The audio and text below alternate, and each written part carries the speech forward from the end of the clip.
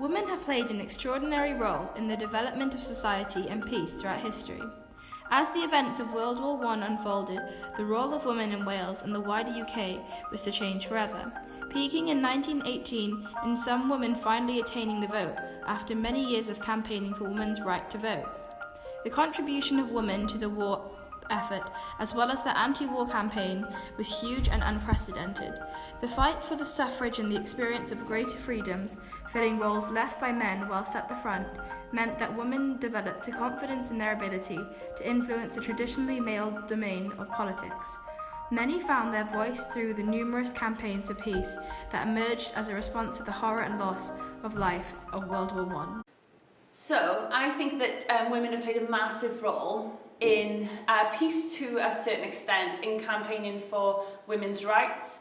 Obviously, you've got the likes of sort of Emily Pankhurst, who fought for women's rights in Britain, and people who sort of stepped up. You know, you've got the likes of sort of Mother Teresa, when she was around, and sort of the peace that she promoted to try and sort of alleviate pressures on women at this time.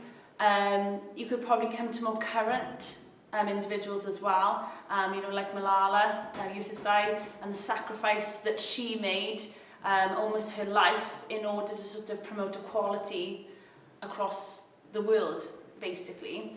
I think that's really important to women, and I think that it does link to peace, but I think it links much more to equality than sort of peace per se. Gwyneth Jayu, a former nurse, spoke to us about her time working in the army and also being a midwife.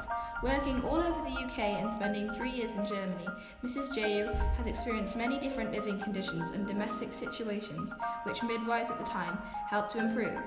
During the time in which she worked, midwives were crucial to supporting women and children, often resolving conflict and creating peace in households. I think people now sort of go back to work quite soon after their babies are born, really, because there's more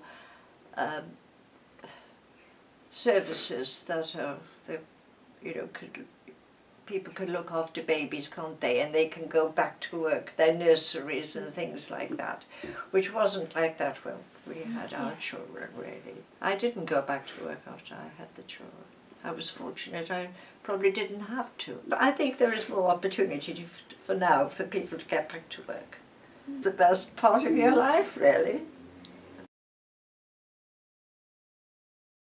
I'd tell you what I did notice. When I was on district doing midwifery, we had to do in the hospital so many months, and I was living with a lady who was a widow, and she had a young boy, and you were living with that family for 3 months.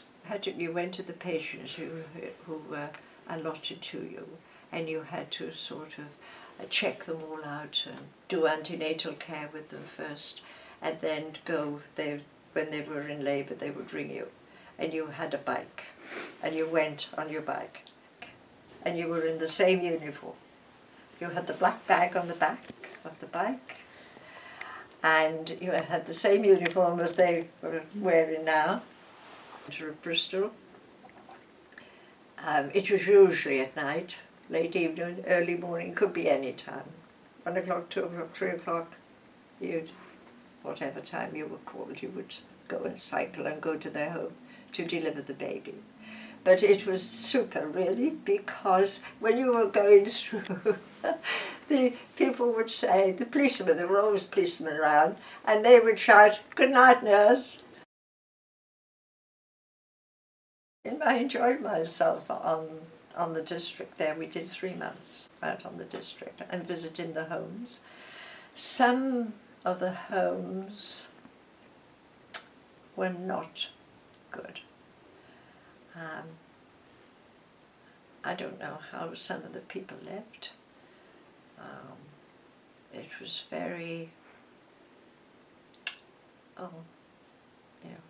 houses were quite grubby, really.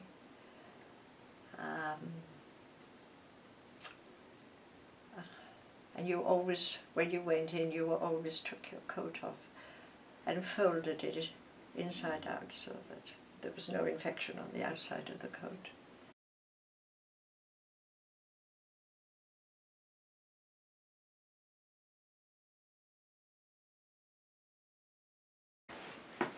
Okay.